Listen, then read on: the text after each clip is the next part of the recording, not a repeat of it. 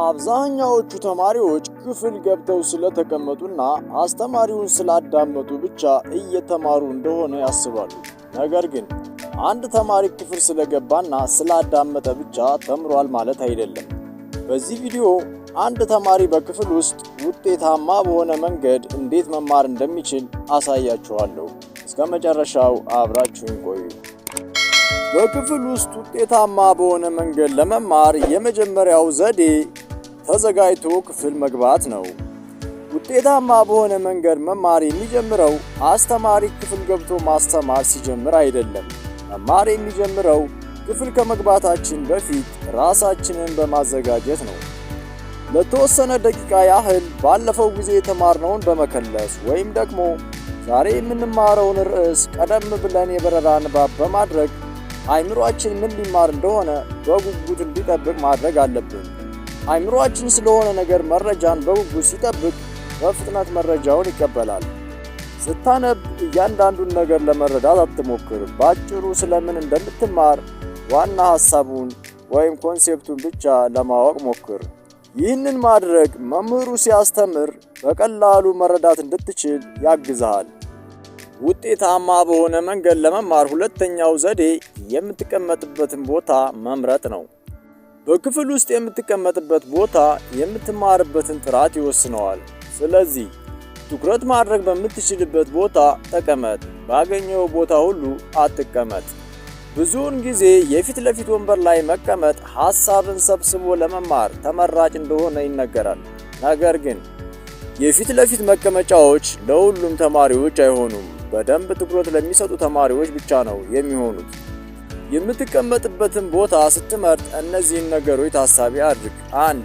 ሙሉ ትኩረት ማድረግ የምትችልበት ቦታ። 2. መምህሩ ሲያስተምር ድምፁን በትክክል መስማት የሚያስችል ቦታ። 3. ዋይት ቦርድ ወይም ስማርት ቦርድ ላይ የተጻፉ ወይም ደግሞ የሚጻፉ ጽሑፎችን በግልጽ ማንበብ የምትችልበት ቦታ መሆኑን እርግጠኛ ሁን። የሚረብሹና ሐሳብን የሚበታትኑ ነገሮች ባልበዙበት ቦታ ስትቀመጥ አይምሮህ የበለጠ በጥራት ይሰራል። በክፍል ውስጥ ውጤታማ በሆነ መንገድ ለመማር ሶስተኛው ዘዴ በአትኩሮት ማድመጥና በንቃት መሳተፍ ነው።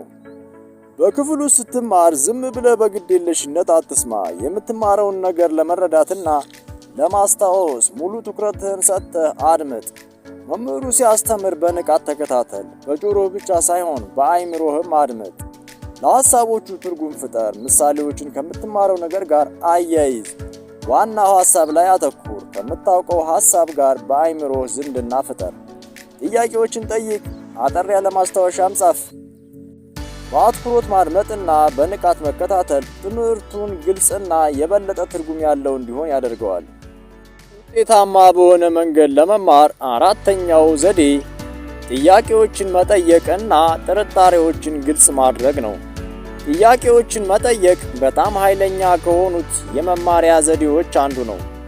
የሆነ ነገር ግልጽ ካልሆነልህ ማብራሪያ ጠይቅ። በምትማርበት ወቅት ወይም በእያንዳንዱ ጊዜ እጅን ማንሳትና አስተማሪ መጠየቅ አይጠበቅብህም። ከክፍል እንደወጣ ወዲያው አስተማሪህን ወይም ጓደኛህን መጠየቅ ወይ ደግሞ ጥያቄውን መጻፍና በኋላ ላይ መልሱን መፈለግ ትችላለህ። ወይም ደግሞ በአይምሮ ውስጥ ጥያቄዎችን ራስህንም መጠየቅ ትችላለህ። ለምሳሌ ይሄ አስፈላጊ ለምን ሆነ? ይሄ ነገር እንዴት ይሰራል? ዋና ሐሳቡ የቱ ነው ብለህ ራስህን ጠይቅ። አይምሮአችን ይሄ አስፈላጊ ነው የሚሉ ምልክቶችን ይፈልጋል። በዚህ መንገድ መማር አይምሮህ ንቁ እንዲሆንና ሐሳቡን በጥልቀት መረዳት እንድትችል ያደርግሃል። ውጤታማ በሆነ መንገድ ለመማር አምስተኛው ዘዴ ማስታወሻ መጻፍ ነው። በምንማርበት ጊዜ ማድመጥ ብቻውን በቂ አይደለም። አጠር ያለ ማስታወሻ መጻፍ አለብን። ምክንያቱም የተማርነውን ነገር በሙሉ በአይምሮአችን ይዘን መውጣት አንችልም። ስለዚህ መምህሩ ሲያስተምር የተረዳውን ዋና ሐሳብ በራስ አገላለጽ ጻፈው። ግን አስተማሪ የሚናገረውን ነገር በሙሉ አትጻፍ። ዋና ዋና ሐሳቦችን በራስህ አገላለጽ። ኪወርዶችን፣ ሐሳቡን የሚያብራሩ ምሳሌዎችን እና ግራ ያጋቡህን ጥያቄዎች በአጭሩ ጻፋቸው። በኋላ ላይ በቀላሉ ለመከለስ ይረዳሃል። ይህንን ማድረግ እያደመጥክ በአእምሮህ እንድታስብ ያደርግሃል። ስድስተኛው ውጤታማ በሆነ መንገድ መማር የምንችልበት ዘዴ ትኩረትን የሚከፋፍሉ ነገሮችን ማስወገድ ነው። አእምሮአችን ሙሉ በሙሉ ትኩረት ሲያደርግ የተሻለ መማርና መስራት ይችላል።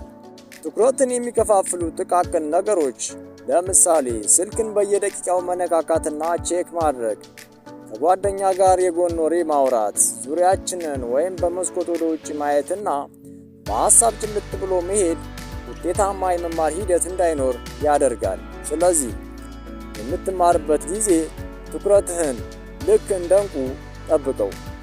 ስልክህን ሳይለንት ወይም ፍላይት ሞድ አድርገህ በኪስ ወይም በቦርሳ ውስጥ አስቀምጠው። ስልክህን በፍጹም ከፊትህ ያለው ወንበር ላይ አታስቀምጥ። በትምህርት ሰዓት ደግሞ ሲሪየስ ሁኑ። ከማንም ጋር አትቃለዱ። በአንድ ጊዜ አንድ ነገር መስራትንም ተለማመዱ። ውጤታማ በሆነ መንገድ ለመማር ሰባተኛው ዘዴ ተምረህ እንደጨረስክ ወዲያው መከለስ ነው። ከክፍል ከመውጣትህ በፊት ወይም ደግሞ ወዲያው እንደወጣ ምንም ነገር ሳታደርግ ቀድመህ የተወሰነ ደቂቃ ውሰድና የተማርከውን ትምህርት ሰመራይዝ አድርገው ከልሰው። ማስታወሻ ደብተርህን አውጣና አጠር ያለ የንባብ ክለሳ አድርግ። ዋና ዋና ሐሳቦች ላይም ምልክት ተጠቀም። ያልጻፍከው ተጨማሪ ሐሳብ ትዝ ካለ ማስታወሻ ላይ አስፍረው። የተረዳኸውን በጥቂት አረፍተ ነገሮች ጠቅለል አድርገህ ጻፈው። ይህንን ስታደርግ የተማርከው ነገር በሚሞሪ ላይ ይታተማል። መረጃውንም ከአንተ ጋር እንዲቆይ ያደርገዋል። የማስታወስ ችሎታህንም ያሻሽለዋል። በዚህ ቪዲዮ በክፍል ውስጥ ውጤታማ በሆነ መንገድ መማር የሚቻልባቸውን መንገዶች አይተናል። እነዚህ ቴክኒኮች ለማድረግ ቀላል ግን ደግሞ ኃይለኛ ናቸው። እናም በተከታታይ ከተለማመድካቸው የምትማረውን ነገር በፍጥነት መረዳት፣ ለረጅም ጊዜ ማስታወስና በእያንዳንዱ ትምህርት የተሻለ ውጤት ማስመዝገብ ያስችለዋል። ይህ ቪዲዮ ጠቃሚ ሆኖ ካገኛችሁት ቪዲዮውን ላይክ አድርጉት፣ ለጓደኛችሁ ሼር ማድረግን አስታውሱ። ቀጣይ ሌላ ትምህርታዊ ቪዲዮ ስለቅ ቶሎ እንዲደርሳችሁ ቻናሉን ሰብስክራይብ በማድረግ ቤተሰብ ይሁኑ።